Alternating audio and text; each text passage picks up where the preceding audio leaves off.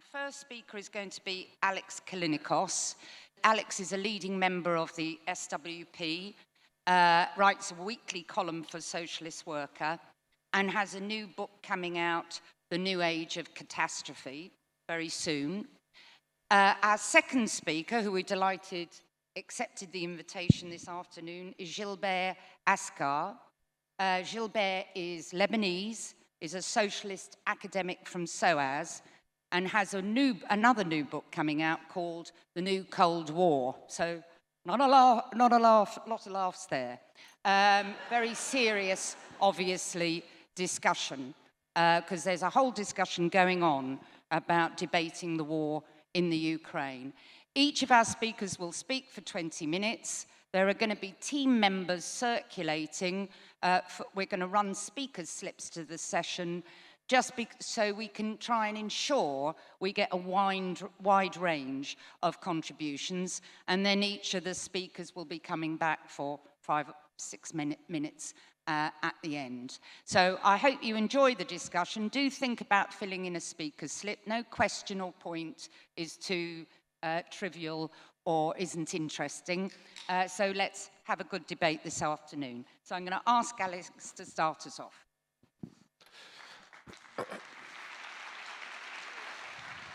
Thanks very much, though I always say you should save your applause for the end in case you like what I say.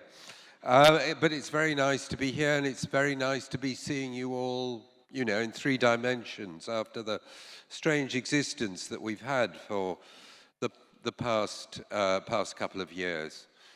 Now, but it's not, I mean, Jan made a joke about the titles of our 2 books, but it's not really very easy to be cheerful about things at the minute. Not very far to our east, a horror is unfolding.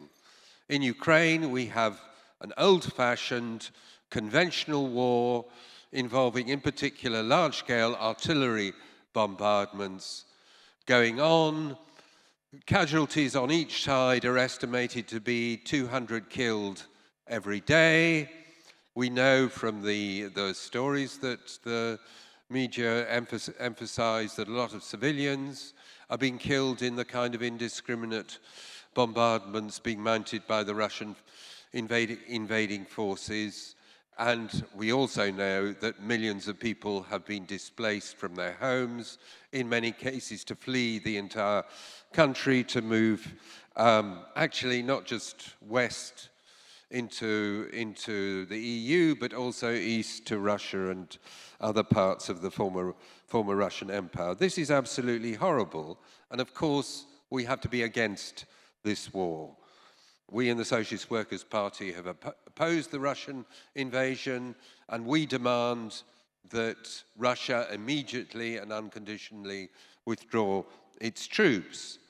But when we're confronting this horror, we have to see this as a situation that isn't simply a bipolar, if you like, confrontation between Ukraine and Russian imperialism. That is the starting point of the hot war that is now raging, but it's not the full story. This is a game with at least 3 players. The third player is Western imperialism, by which I mean the United States, its allies in NATO, but also, for example, Australia, Canada, and to some extent, Japan. They are united in both providing military support to the Ukrainian government, but also in mounting economic sanctions against Russia. And so therefore we confront a more complex situation than a straightforward bipolar conflict. Now, and the scale of the military support is now immense. The United States is spending, I think, something like, including what it's spent since the start of the war, something like $44 billion. They're supplying increasingly complex and long-range weapons, howitzers, anti-tank missiles, the high multiple rocket systems that can fire quite a long range. NATO held a major summit last week, and at that they decided to increase, if you like, the military wing of NATO, the combat wing of NATO, the rapid deployment force, from 40,000 to over 300,000. Biden announced increases in US troop numbers that raised the size of the US forces in Europe from 80,000 before Russia invaded Ukraine to 120,000. He's going to cite 2 additional squadrons of stealth bombers in Britain. The US and Britain are moving additional troops to the borders between the EU and Russia. This is a massive military mobilization that the Western imperialist powers is mounting. And this is a mobilization directed at Russia. Don't take my word for it. NATO agreed on a new strategic concept which explicitly identifies Russia as the most immediate threat to Western interests and values. It's interesting they use that phrase, interests and values. That's about economics and ideology combined. So this is a war with 2 dimensions. It's a war of national defense on the part of Ukrainians against the Russian invasion. But it's also an inter-imperialist conflict in which the United States is waging a proxy war using Ukraine against Russia. And in the background, that's why I said there are at least 3 players in this conflict, but not very far in the background is the developing antagonism between the US and China, the great global conflict that is going to dominate the world probably for decades to come. A conflict which shapes what's happening in the war in Ukraine. If people want to ask questions about that, I can elaborate it in discussion. But for some people on the left, their focus is on the first dimension of the conflict, the war between Ukraine and Russia. So I want to use the example of that's very irritating. My stopwatch disappeared, but it's come back again, happily. I want to use the example of a statement that was issued a few weeks ago involving a lot of Marxist intellectuals around the world, often from a Trotskyist background. Gilbert is one of the signatories, but there are lots of other people, friends of mine like Bob Brenner in the United States, a number of leading Brazilian revolutionary socialists. And it focuses entirely on the conflict between Ukraine and Russian imperialism. And they invoke the Vietnam War, the struggle of the Vietnamese people against US imperialism to justify it. They say it cannot be said that this is a war between imperialisms because Ukraine is not an imperialist country, but is penetrated by Russia and Western capital. This is sophism, because it writes out of the picture what the US and the rest of NATO are doing to support Ukraine. I think it's a mistake, as some people say, to say that Ukraine is still a colony or a neo-colony of Russia. Since 2014, since the Ukrainian political system tilted decisively westwards, the links between Ukraine and Western imperialism have become stronger and stronger, including at the military level. I read a very interesting article by the former commanding general of the US Army Europe, in which he described how US Army teams have been intensively training the Ukrainian army since 2015. In the year before the Russian invasion, the US supplied $1 billion worth of military aid to Ukraine. But the statement, rather than confronting these realities, implies that it is racist to say it's a proxy war, because this would make Ukrainians a mere toy in the hands of NATO. But I think this is a completely misleading way of putting it. A proxy war isn't a war where the country doing the actual fighting are just kind of robots doing the orders of the country that is using them as proxies. No, there's a convergence of interests that takes place. So, for example, I think the Korean War, 1950 to 53, was a proxy war between the United States and the Soviet Union, with Stalin and his successors using both the North Korean regime under Kim Il-sung and China under Mao Zedong as the Soviet Union's proxies in that war. Now, if you read the history, Kim Il-sung was very, very keen to attack South Korea. He really wanted to have a go. So he wanted the war, but he was carefully managed by Stalin, because Stalin wanted both to push the West backwards in Asia, but he also wanted to tie the Chinese regime, fresh from its revolutionary victory in 1949, tied it to the Soviet Union. So, you know, the states that are used as proxies have their own national autonomy and interests, but they are used for much more powerful by much more powerful states for their ends. This is what's happening now. What is the end that the US is pursuing? Ask Lloyd Austin, the US Defense Secretary. Our aim is to weaken Russia. That, he was very, very explicit, so explicit that Biden told him off for letting the cat out of the bag. The US explicitly sees itself in a conflict with what it calls the autocratic powers, by which it means the autocracies, in particular China and Russia.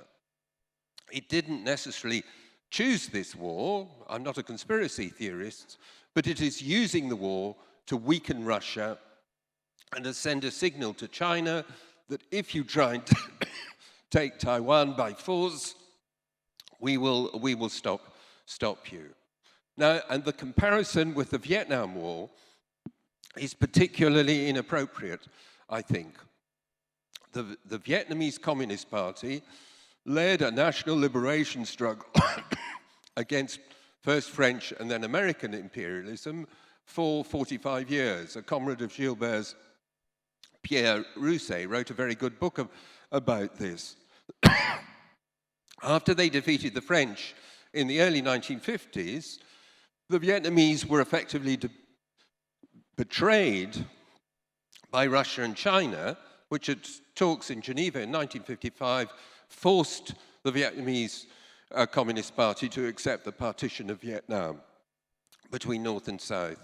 The war with the US started when the Viet Cong, communists in South Vietnam, organized their own uprising. It's true that the Vietnamese Communist Party, then based in the north, received lots of military aid from Russia and indeed China, but this was the period of the split between Moscow and Beijing, and the Vietnamese leadership were able to retain their autonomy by playing the two sides off against them, and the offensives they mounted, sorry, my throat is going, for reasons best known to itself. Could I have some plain water? The offensives like the Tet Offensive were very much the autonomous choice of the Vietnamese leadership. There's no comparison with Ukraine today. Thanks very much. And I think the problem is with Gilbert and the people who, in many cases I know and admire, who signed that statement, is that they don't do the thing that Lenin insisted on during the First World War, but is to grasp the complexity of the situation and all its contradictions as a whole, and to see their interconnection. So Gilbert wrote a very good article criticizing NATO and its eastward expansion the other day. But he didn't relate that analysis to what's happening in Ukraine. I'm sorry, that doesn't make any sense. And the problem with the position that Gilbert and his co-signatories take is that it's not simply based on a false analysis, an integrated analysis that sets what's happening in Ukraine and all its horrors in the context of the inter-imperialist struggle that is developing not just at a European but a global scale, but that it leaves no place for the left in this situation. If you say, we support Ukraine fighting the Russians, we want the Russians kicked out, we support arms shipments to Ukraine. I mean, Gilbert, at the start of the war, drew a distinction between defensive and offensive weapons, but I don't think that's sustainable, really.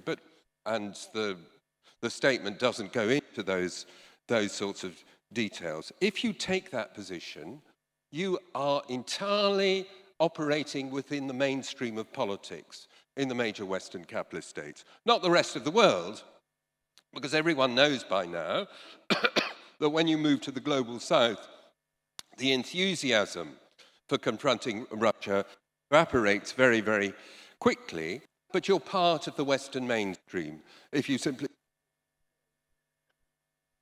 and forget about NATO. Yeah, and in a way, I just want to refer briefly to the tragic case of Paul Mason, and I don't want to in any sense associate Gilbert with him. But if you look at Mason, leaving aside the stuff that you find on the internet about the people he's been working with, but in a way that's secondary, what you see is he's been striving to take a more and more radical position in support of the Ukrainian government. And that means demanding yet more arms, it demands increasing military spending. He's trying to look for a more radical position in support of Ukraine than the mainstream. But that's completely pathetic. If what you're trying to achieve is an even bigger Ministry of Defense, more Polaris submarines, or whatever they're called now, Poseidon submarines, and the rest of the ghastly armory of modern nuclear imperialism. So I think that the kind of position that Gilbert and his comrades take in that statement, which, to emphasize, is not the same as Mason's, but it represents a political vacuum. It's saying, this is a terrible war, we support Ukraine, but that's it. We don't have a distinctive leftist position to take on this war. You can just see us as belonging to the mainstream. That is reminiscent of the position, it's not the same, but it's reminiscent of the position that Karl Kautsky took during the First World War. During the First World War, you have the major social democratic parties collapsing into support for their different national governments. Kautsky's response is to say, this is very unfortunate, I'm very sorry about that, but we shouldn't say that the Socialist International, the Second International, is finished. We'll simply suspend it during the course of hostilities and we'll get back together afterwards. That's what a lot of the left internationally is doing. They're essentially suspending operations on this war, which has a dynamic of escalation that doesn't simply threaten the people in the immediate area, but has the potential for nuclear confrontation. And there are all these idiots in defense, think tanks and so on in the West who are talking up the idea of defeating Russia in a situation where Russia can't be beaten. Russia is a nuclear power. You can't defeat it militarily in this kind of situation. In a conventional war, when Russia has a doctrine of using tactical nuclear weapons. So we have, in these circumstances, to go back to the position of Lenin and Luxemburg at the start of the First World War. which was, incidentally, to say that the Second International wasn't indeed dead, but to start from the question of imperialism and to take a position that targeted the system that had produced the war and to focus particularly on their own ruling classes. Carl Liebknecht's slogan, the main enemy is at home. Whereas if you take the kind of position that the comrades do, the main enemy isn't at home. He's in the Kremlin. It's Putin. Is that the source of all the world's problems? Is that how this war has happened? Not at all. It's not serious to take that kind of political stance. So I really hope that Gilbert and the comrades like him who, for reasons in particular of detestation of Russian imperialism, which is perfectly justified, I hope that they will rethink that position and rejoin the genuinely anti-imperialist camp.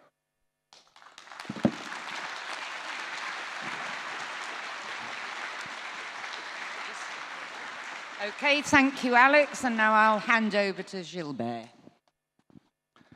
Thank you very much. I thank the organizers for their invitation and this new opportunity to discuss with my old friend Alex. We've been I think it's been over 30 years we've been discussing on various issues together. So it's a pleasure for me to continue this discussion because it's a discussion between revolutionary Marxists. That is what we are, whatever implications there may be for what has been said. So let me start by the fact of emphasizing that the world, since the Second World War, since the end of the Second World War, entered into a situation called bipolarity, in which you had an opposition between two empires, the one dominated by Washington, of course, and the other dominated by Moscow. And by the way, I'm speaking to an audience that belongs to a movement whose slogan was neither Washington nor Moscow, right? Except that during the Cold War, which was a zero-sum game between the two empires, every kind of struggle in the world, every kind of war in particular, was turned immediately, if it involved in any way one of the two empires, the other empire would use it to fight, to help those fighting the rival empire. That applied to all the wars in the time of the Cold War. And I think there is a clear, in my view, inconsistency in the position, historical position taken by, or defended now by Alex. He was too young at the time of taking it. This is the Korea War. The Korea War was, above all, a proxy war between US imperialism and the Chinese Revolution. And to say that one should have been neutral in a war where US troops, thousands of miles away from their country, are intervening against local forces, whatever you think of the Korean communists, whatever you think of the Chinese communists behind them, and whatever you think of the Soviet Union support there, to say that one should have been neutral is completely inconsistent. And as for the Vietnam War, I'm sorry, Alex, but the degree of support of the Soviet Union to Vietnam was far above the degree of support of the Soviet Union to North Korea. And let me tell you one thing.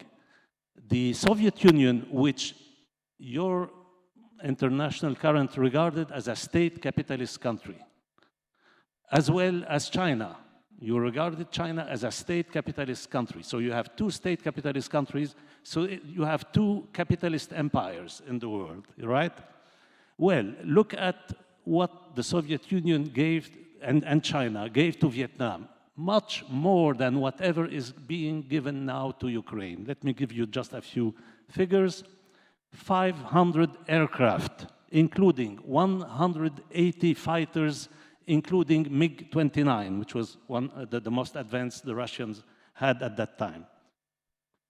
2,500 tanks, tens of thousands of artillery pieces, anti-aircraft missiles with also Soviet so-called trainers handling them on the spot.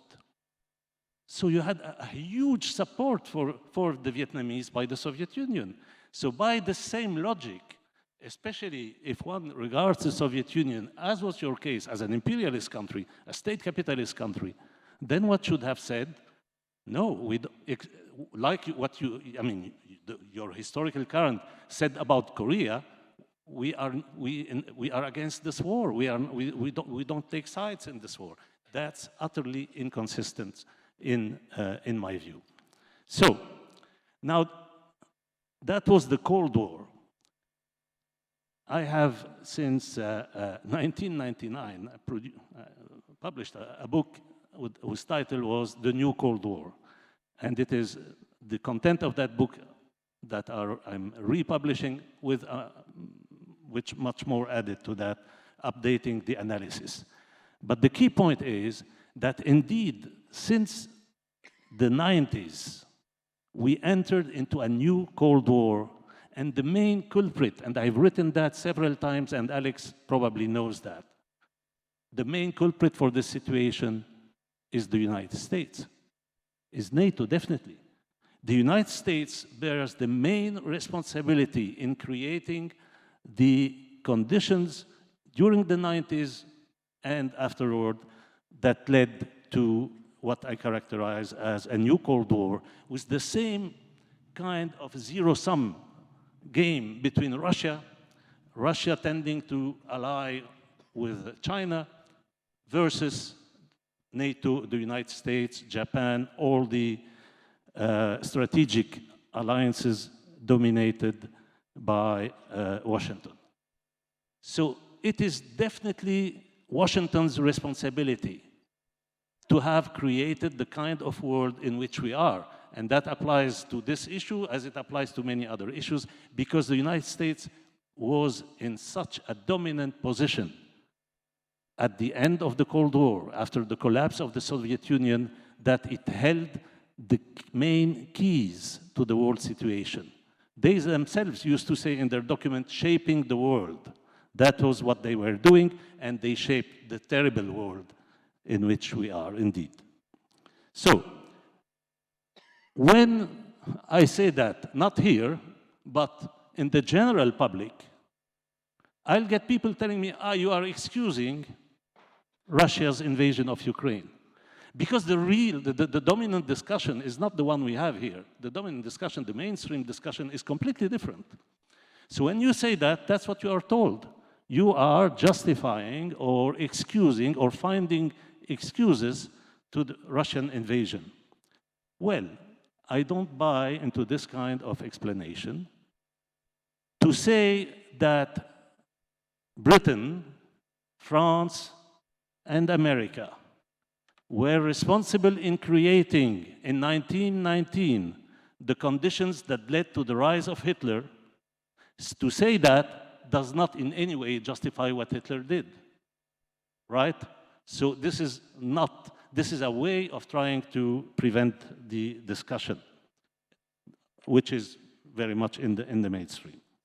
Now, the Russian invasion is very clearly a great Russian chauvinist from the point of view of the ideology. It is imperialist, modern. We can have a lot of discussion about the nature of the Soviet Union. I don't think there is any room for discussion between Marxists about the nature of present-day Russia as an imperialist country. And Ukraine has been traditionally regarded as a colony by the Russian, and therefore you have the whole colonial imperialist dimension of this invasion of Ukraine. For the Ukrainians, from the Ukrainian side, this is a war of national defense. like the war of the Vietnamese against the Americans, or the war of the Koreans also against the Americans. This is a war of national defense, and therefore it is a just war. The Ukrainian resistance is legitimate.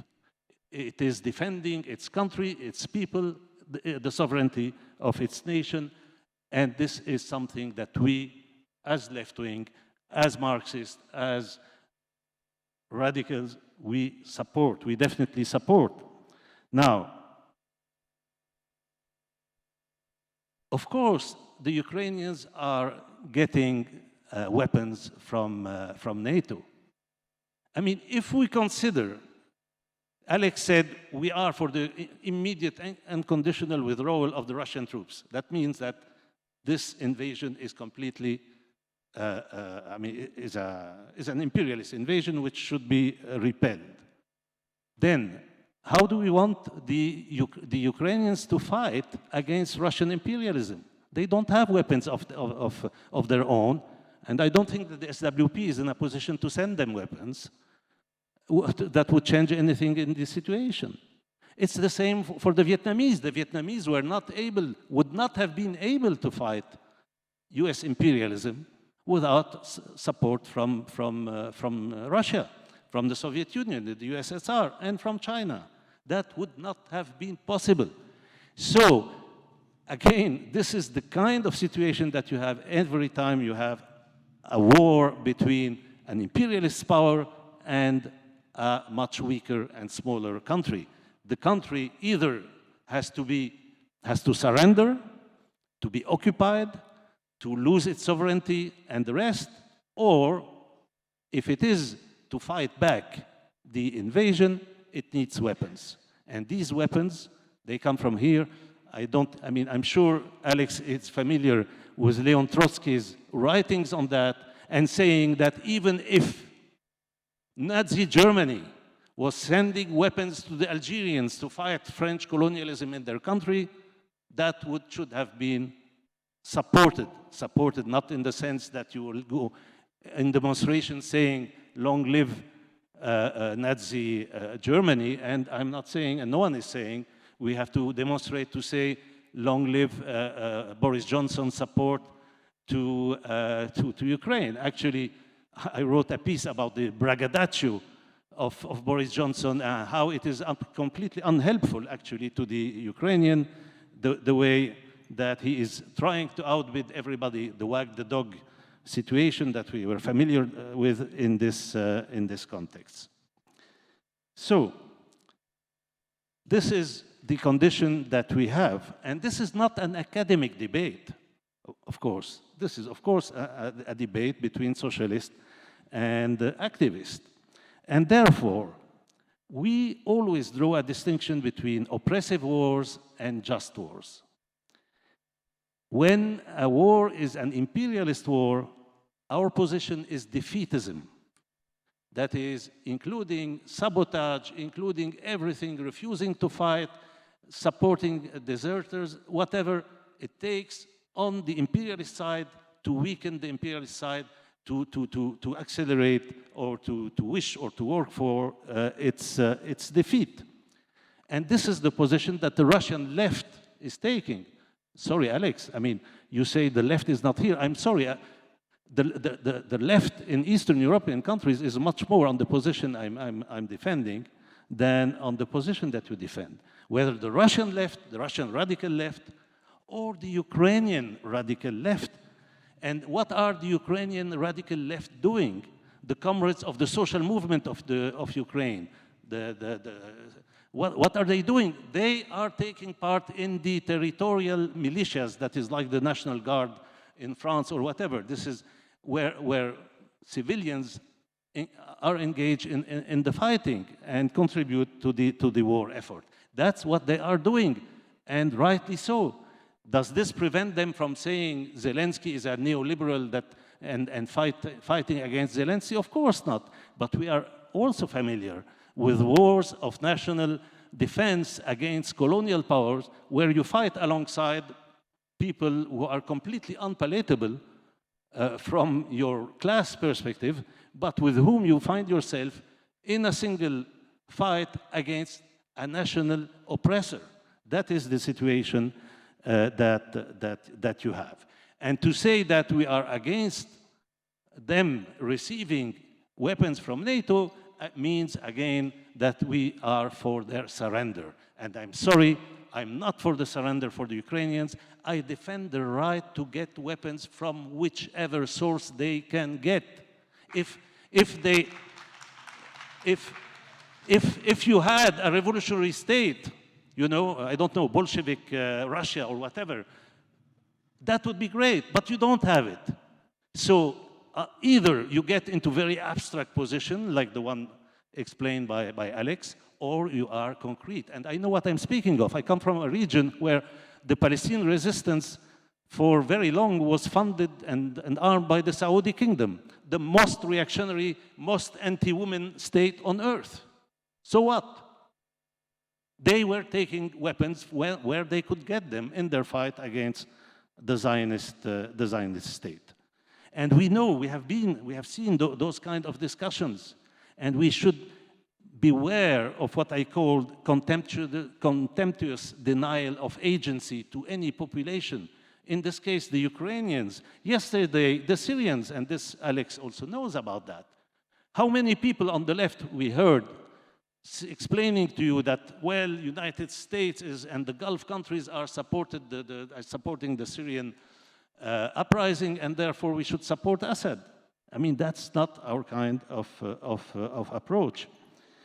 We should beware of neo-campism, the motto of which is, the enemy of my enemy is my friend. This is the kind of logic that a major part of the left, including in this country, a major part of Stop the War coalition, this is the kind of logic that you have, where the main enemy is Washington, and everything against Washington becomes a lesser evil at best. For some, it becomes something good. This is what is at stake here in this discussion.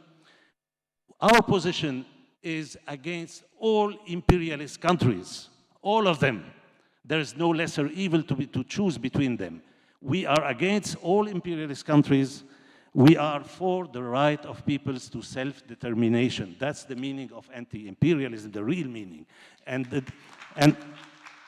defense of the right of the Ukrainian to self-determination, I think, is very clear in this regard. That includes the right to get weapons from whichever source is available, as I said. Now, NATO, of course, has been tremendously reinforced, and I've written that also a lot of times in recent days, by what Vladimir Putin did. I mean, yesterday there was on BBC or something like that, a former NATO commander saying that he raises his hat to Vladimir Putin for having achieved that what all the US presidents weren't able to achieve, which is reboot NATO completely, re-strengthen NATO, and even enlarge NATO. Again, a new round of enlargement, much more important actually than any previous one of the last 20 years, because it involves a country that has 1,340 kilometers of border with Russia. That's extremely serious situation, extremely dangerous. So we have to fight against NATO for the dissolution of NATO and all military alliances. And what is going on with NATO, the Madrid summit, the most serious thing about it is not, I would say, Russia, because that was already there. Russia was designated by NATO as the enemy since 2014, since the annexation of Crimea by Russia.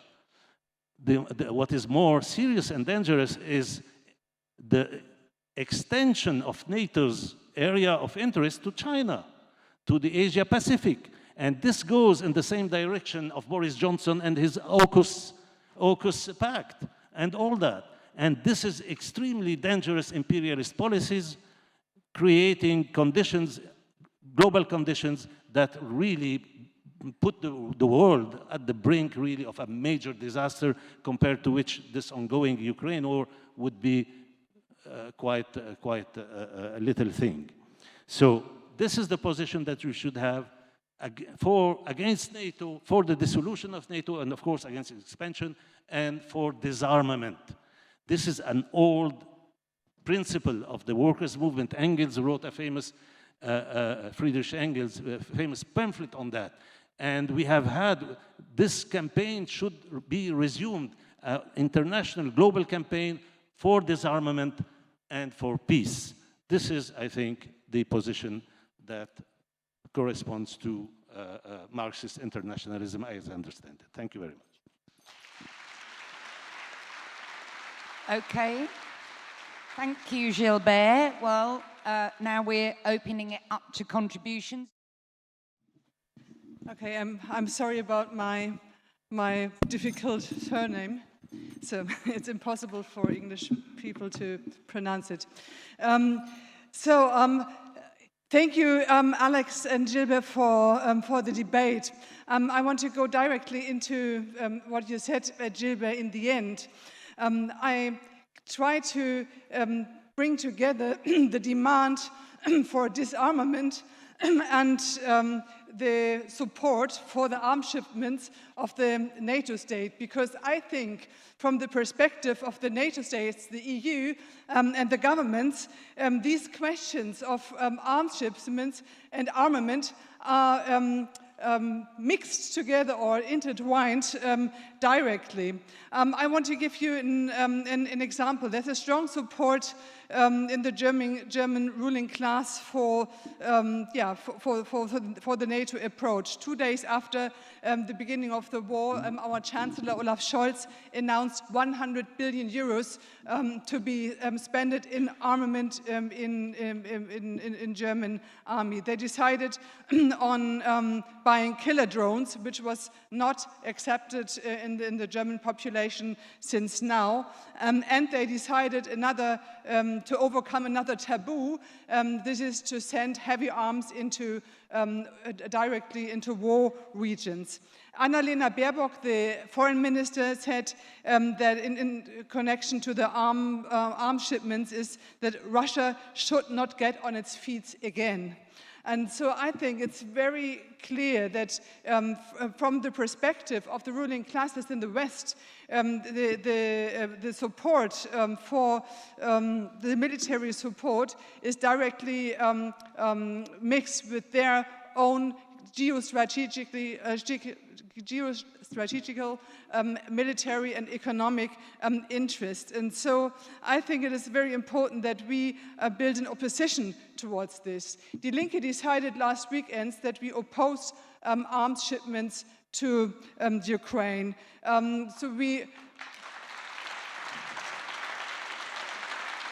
We had an argument on the question of sanctions and we have a contradictory position. So people demand sanctions on the military complex and the oligarchs. Maybe you can comment on this, but at the same time, we say sanctions shouldn't affect the normal population and shouldn't affect the normal population all over the world. And so I think there's an inconsistent position that was decided by my party. But I think it's important that we focus on building the anti-war movement and at the same time develop also other demands that are so important. For example, the cancellations of debt of Ukraine, to support the trade unions in Ukraine that fight against the crushing down of the labor laws by the Zelensky government. I think this is what leftists should argue about everywhere. And Karl Liebknecht said the main enemy is at home. This is right. And he said that down with the warmongers on both sides of the frontiers of the fence. And so I think we have to build the anti-war movement in this sense.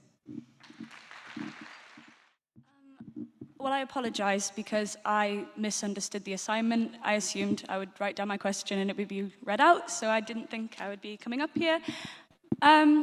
It's a question for both speakers, but there's a poster that is around saying, someone might have to read it out to me, it's on the bottom of the stage, and it says, stop the war, no to war, Russian troops out of Ukraine, no to Western and Russian imperialism, and no to NATO. So my question would be, what practical method do we have, can we consider, to pushing Russia out of Ukraine if it isn't a military intervention that we participate in? So, Thank you. Thank you. Judith is going to be followed by Anastasia Nazarug. I hope I've pronounced that right. Okay. Yeah, I just wanted to talk a bit about the building the anti-war movement here in Britain in these recent months. I'm a national officer for the Stop the War Coalition here in Britain, and I think it's been absolutely vital that the coalition has taken a position of opposing the Russian invasion and calling for Russian troops out, and to say that we're against NATO expansionism and to look at the role of the West. And I think, obviously, it's been very different to building the anti-war movement when it's been our government that's doing the invading and the occupying, whether it's Iraq or Afghanistan and others. It's more complicated, but actually it's still absolutely vital that we identify what's actually going on, that this is an inter-imperialist conflict, that there is a situation where the West's role in this cannot be ignored, and the Ukrainians have got the misfortune to be living in the front line of this inter-imperialist conflict. And I think if we look at it, to be honest, I think the role of the West is becoming clearer to people, isn't it? I think that position is becoming vindicated. When we look at it, Biden and Johnson and the general NATO leadership, they're not arming Zelensky and the Ukrainians out of any compassion for what the Ukrainians are going through. It's part of their own strategic interests. They want to weaken Russia, and they're more openly saying repeatedly they want to beat Russia in order then to be able to face the enemy they want to go to in terms of China. This is more and more open about what their interests are. And I think the other important reason why I think it's very important for us in Britain and us in the West to criticize NATO and to point to their role is because that means we can then go to those brave anti-war activists in Russia itself and say, we're on your side because we understand the role of our governments and our military in what's going on there. Now, obviously, I know that what they faced in Russia has been absolutely appalling in terms of the repression, but there has been people speaking out. And unless you criticize your own governments and your own military leaders and politicians, then you cannot then side with anti-war activists in Russia itself if you treat it as a block, as a monolithic block of an enemy, whereas as if the whole of the Russian society supports Putin. And in fact, is that the end or 1 minute? 1 minute. Oh, brilliant. Okay, 1 minute on our government. I mean, Boris Johnson is so cynical that he has used the suffering of the Ukrainians as a distraction, hasn't he? When he flies over there and goes on about how brave he is in order to distract from Partygate, the cost of living crisis and all the rest. How cynical can you get to use the suffering and then pretending the open arms for Ukrainian refugees, which obviously many people did welcome, but the fact is they haven't put money behind it. They haven't done anything, as they haven't done for refugees from the wars that they caused over the years. And I don't trust Boris Johnson and his government with our lives and our interests. Why on earth would I trust him and his pals in the West and Biden and the rest of it with the interests of the Ukrainian people? And I think it's finally criminal that a Labour leader, Keir Starmer, has made it a crime within the Labour Party to criticise NATO. We just heard from Jeremy Corbyn, who's still being kept out of the whip because of standing up. And NATO now, you're not allowed to mention it in the Labour Party. So I commend those Labour activists who have been active in the anti-war movement and stood against that and said that we do oppose Russian troops in Ukraine and want them to pull out, but we also want NATO to get out of the region too. Thank you. Thank you, Judith. Is Anastasia going to be followed by Richard Boyd Barrett? I think starting from 2014... Could you go nearer the mic? Yeah, okay. I think starting from 2014, we all witnessed what has been happening in the world, and we all kind of learned to read between the lines, to read the newspapers between the lines, to listen BBC and thinking that maybe something is hidden from what they are saying. And I will be saying that this is a special operation because I've got every reason to say so. And my question is that if we all understand that it's another proxy war between NATO and Russia, how come Putin fell into this trap? He was the one who started this special operation. How come he kind of decided to start the whole thing knowing that he'll be fighting NATO and there is no winning in this special operation? Thank you. Richard is going to be followed by Andy Zabrowski from Poland. Look, we all agree, or I hope we do agree, that Putin's invasion of Ukraine is a bloody, imperialist, inexcusable, murderous invasion. But in Ireland, we are a neutral country. And that neutrality comes from the Irish anti-imperialist tradition, the revolution against British imperialism, and very specifically, James Connolly's opposition to the First World War and his determination when that war broke out and was justified on the basis of the German imperialist invasion of Belgium, where the ruling class in Ireland, as they did on the western side, said we should all go out and fight to defend oppressed Belgium. Connolly, along with others, said, no, this is the moment we must strike against our own ruling class and against the British Empire, because he understood that the First World War would be a slaughter, and it was. 14 million people killed. Since the invasion of Russia, the Irish ruling class have been jumping, since the invasion of Ukraine, have been jumping with joy, saying now is the time to reevaluate Irish neutrality and to increase arms expenditure and attend, as they did last week, the meeting in Madrid with NATO. This is despite the fact the vast majority of people in Ireland are opposed to getting rid of our neutrality and stand with the anti-imperialist tradition.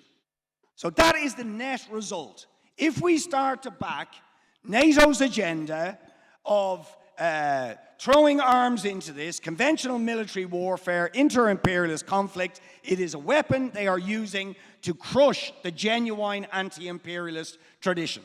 And they are doing it very systematically and very consciously in Ireland. And we have to resist that.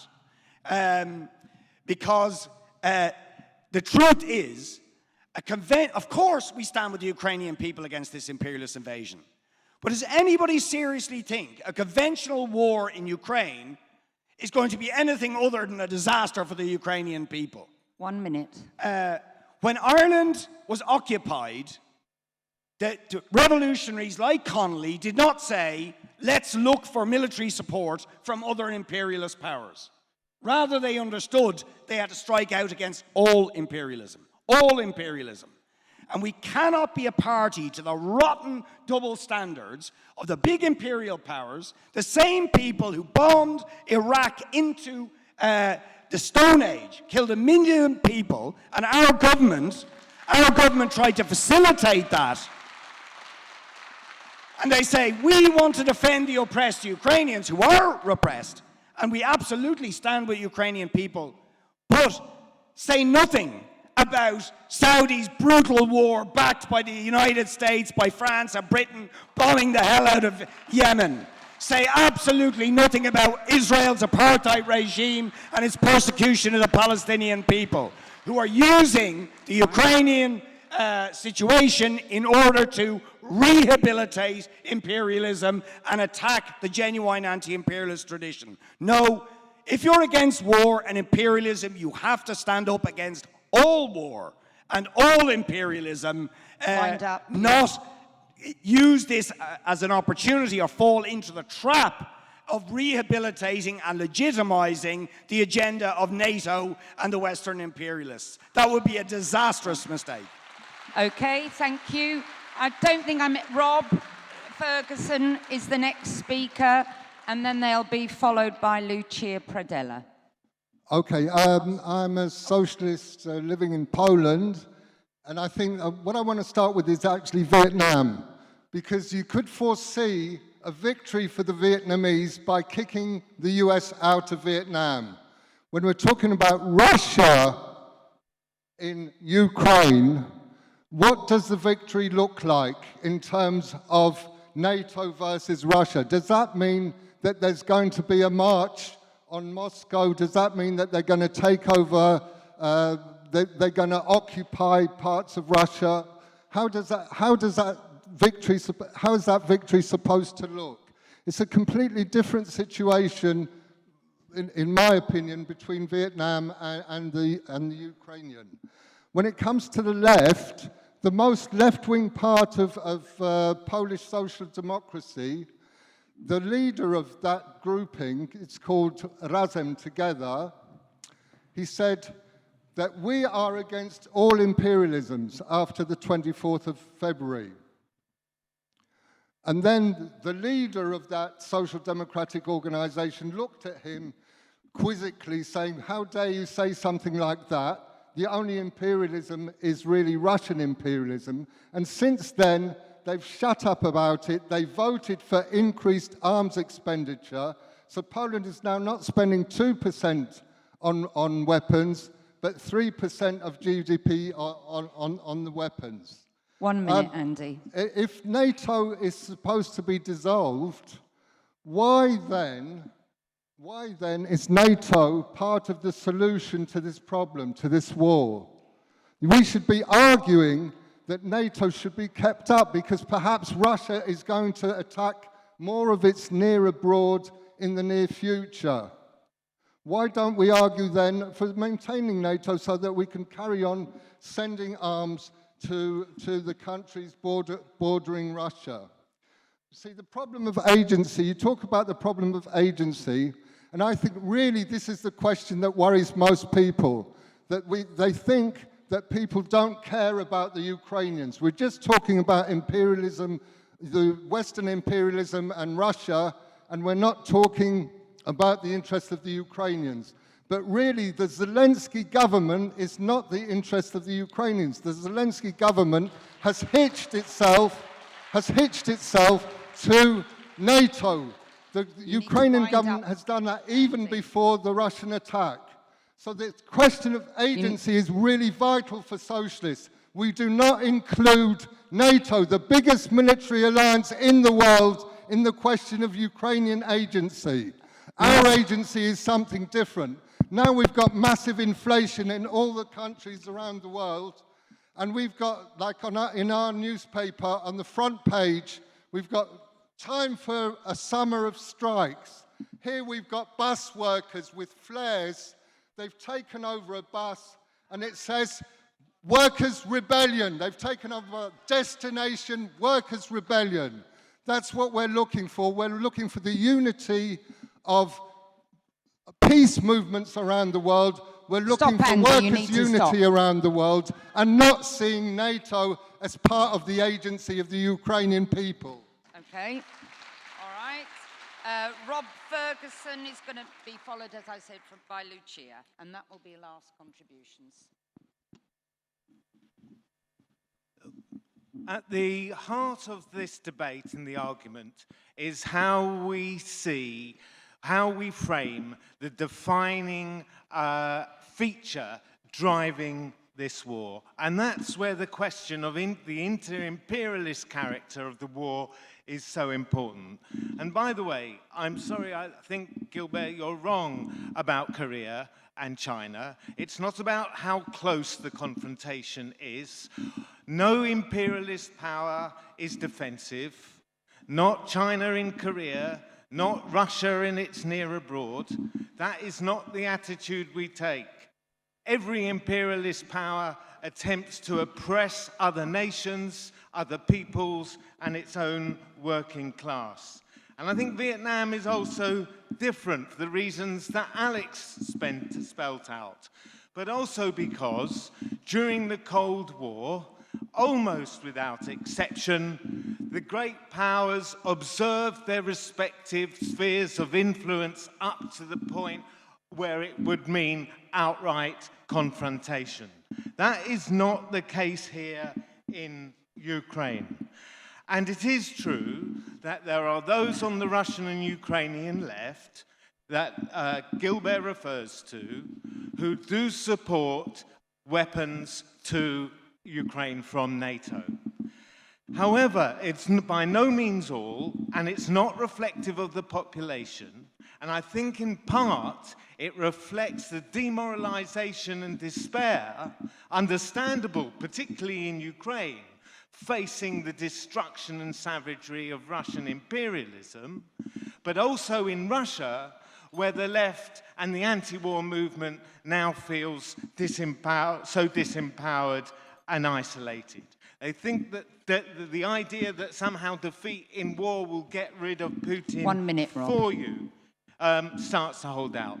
I just therefore finish with this. Look, in Russia, the opinion polls show that 60% of the population think that the US and NATO are the main drivers of the war. 16% think it's Ukraine. In 2001, 60% said they did not think that NATO countries were a threat to Russia. Now 60% do. And I want to finish with this about how you define the war. You see, I think the problem is that what it rules out, if you dismiss the question of inter-imperialist character of the war, you lose the focus on the main enemy at home, in every country. And that means you cannot build an international war movement. Anti-war movement. You can't build an anti-war movement here. You end up supporting your own imperialists in fueling the war. Right, thank you. And Lucia. Thank you. I have a question for Gilbert.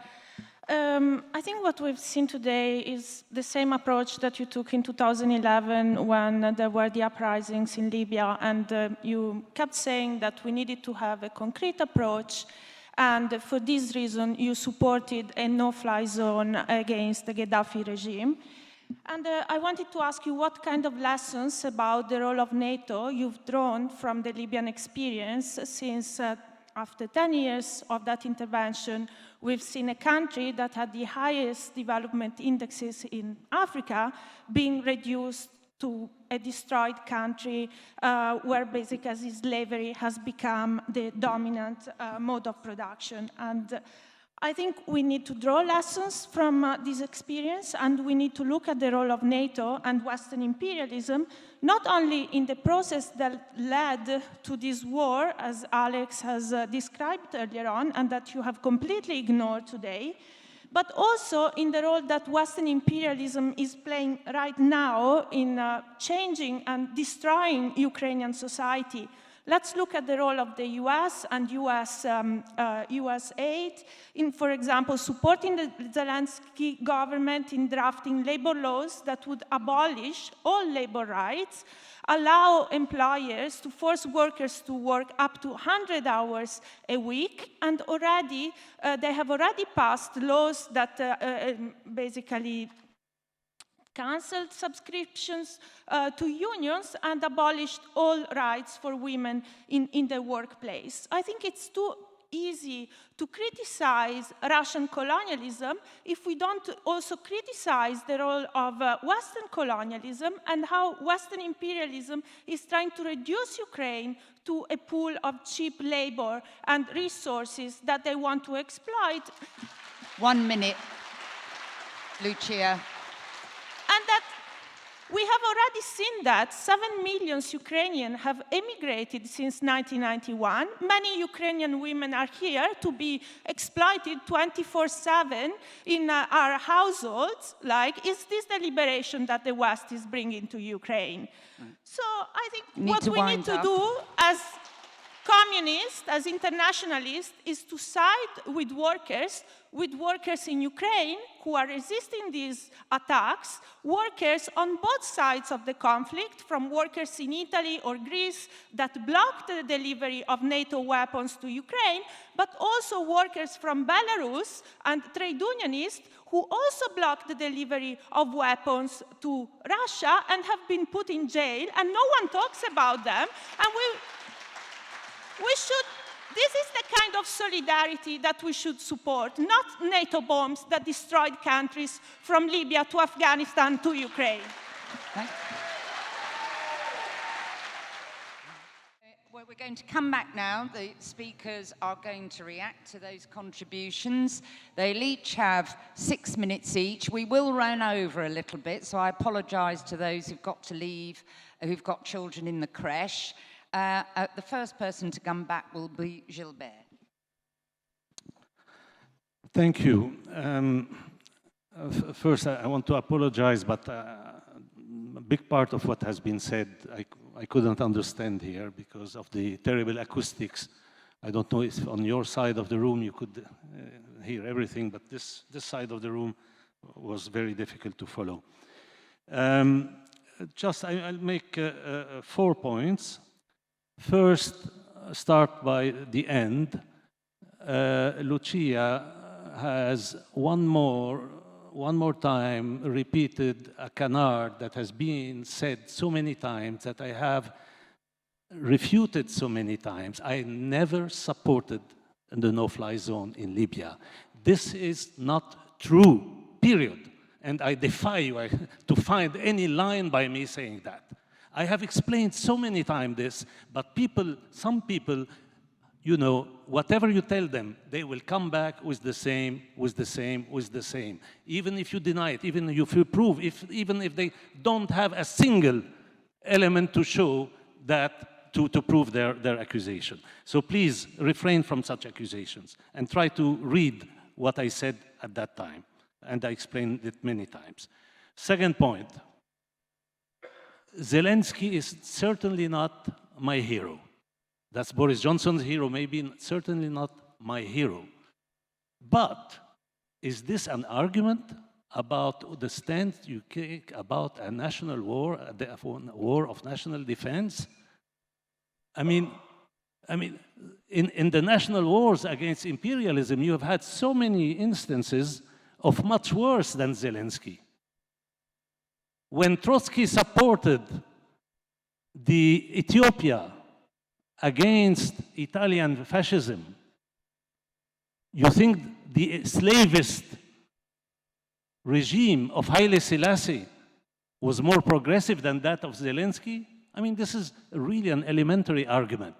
The tradition of the revolutionary movement has been one of support, unconditional support for just wars of national liberation, regardless of the nature of their leadership, which doesn't mean that you support uncritically that leadership.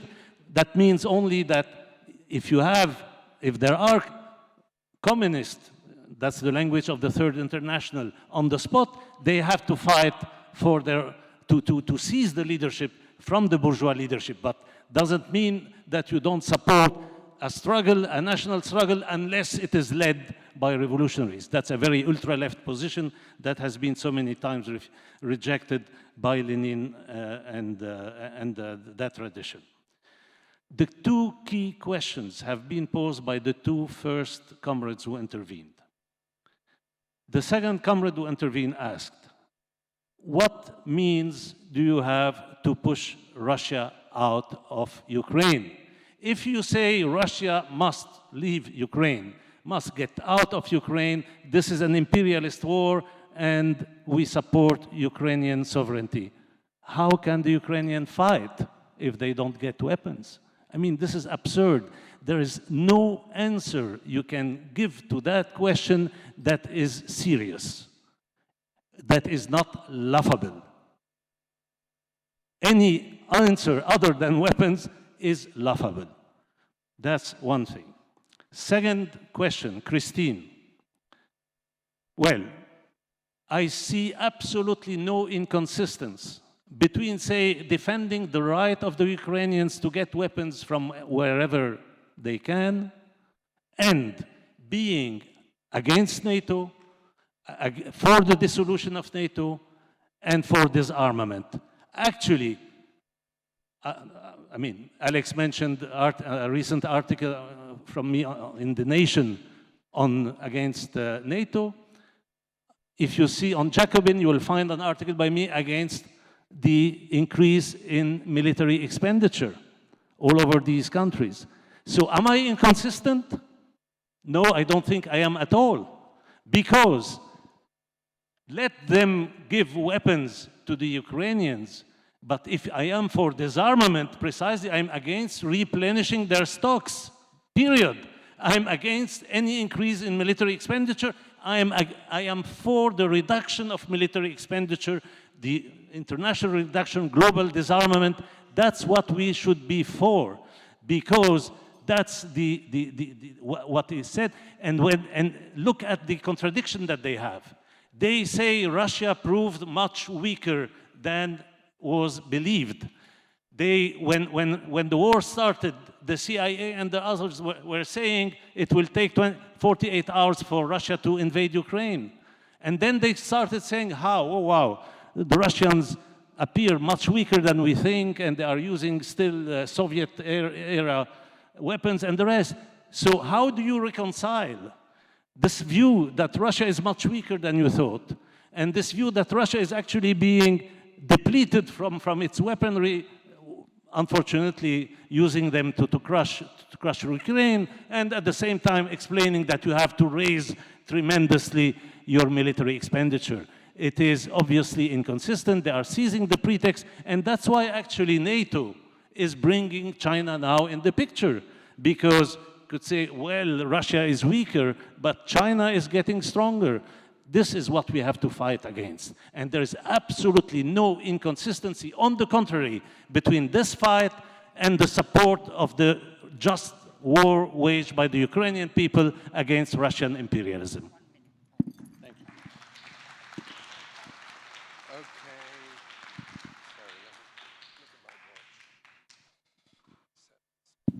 Sorry to be slow.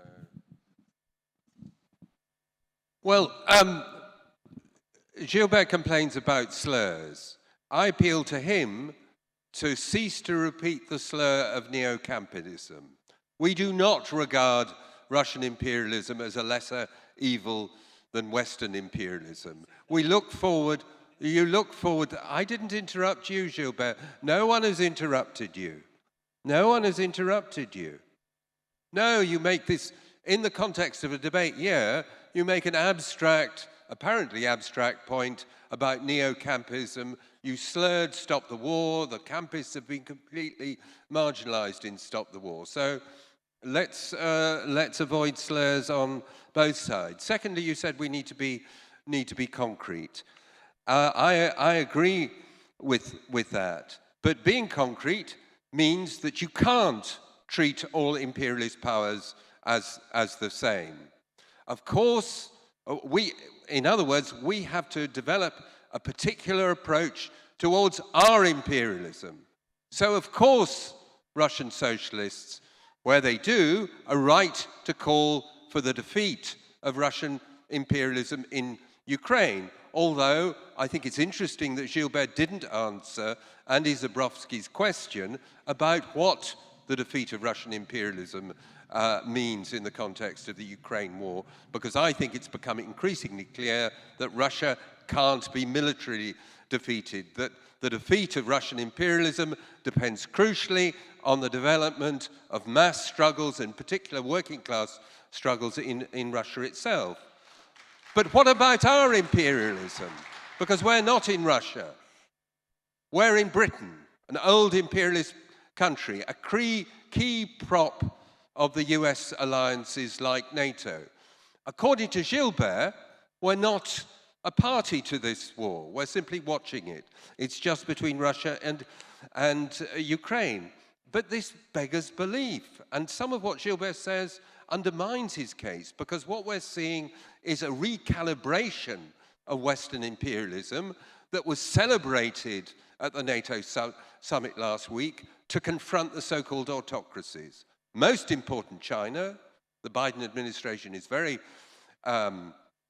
clear about that, but they're happy to start with Russia since the opportunity has been presented to them. And can I say, it's ludicrous to blame Putin for this. What we have is a bunch of predators competing with each other, maneuvering against each other. Of course they exploit what each other does, but it doesn't make him the main villain in this picture, particularly if we look at things as on a global scale. And what... Sorry, I can't read my own handwriting. Of course, they're not directly engaging in combat in the war, because that would lead to World War III. Unfortunately, they're not insane. There's a degree of restraint, but they're shoveling arms on a massive scale into Ukraine, and you can't decide these historical analogies just by counting the number of aircraft or something like that. You have to look at the overall political context. Zelensky and his regime are setting themselves as the vanguard, the armed watchdog of Western imperialism in Eastern Europe. You remember when Zelensky said, "We'll be like Israel"? You know, that's a message. What is Israel in the Middle East? It's the watchdog of Western imperialism. And so when you draw comparisons with Ethiopia or whatever, it's completely ridiculous. You know, Mussolini was trying to complete the program of Italian imperialism to conquer Ethiopia, which they failed with in the late 19th century. This isn't like that now. I mean, it's true, Putin has all his Russian chauvinist fantasies. It's as if Haile Selassie had said to Britain and France, look, give me lots of weapons and I'll push the Italians back. I'll be your watchdog in this region. And then, in that context, Mussolini attacked it. It wouldn't make the attack any good. But it's just not, it's a false analogy. And I don't know what Trotsky would have said in this situation. We have to decide for ourselves, not just take things by religious rote. And the situation is incredibly dangerous. They're flooding Ukraine with arms. The danger in that, particularly with all this talk of victory, that the Ukrainians must decide if there's going to be a settle. With all that talk, it's extremely dangerous, because at a certain point, the Russians could decide that they're being pushed back too far and will hit back. And then we get onto a cycle of nuclear escalation, and it's very frightening to speculate about where we would end up. What does it mean? I do think the tragedy of Gilbert's position is that it doesn't give the left anything distinctive to do. To join with the Daily Mail and the Telegraph and Boris Johnson and saying, hurrah to Ukraine, let's see Russia defeated, that's not a distinctive position. That's nothing. That's just part of the mainstream. What is our position? We want the war to end. Yes, we're in favor of disrupting the imperialist machine in its functioning. We support the Greek train workers who disrupted the supply of arms to Ukraine, because this is a conflict. Well, what we're seeing is the beginning of a struggle between the huge predators that dominate the world, and it's them that have to be stopped. And therefore, I return to what I said at the beginning. We have to get back to Luxembourg and Lenin, and they were very clear. Capitalism has produced this monster imperialism. Our task is to destroy it. Thank you very much.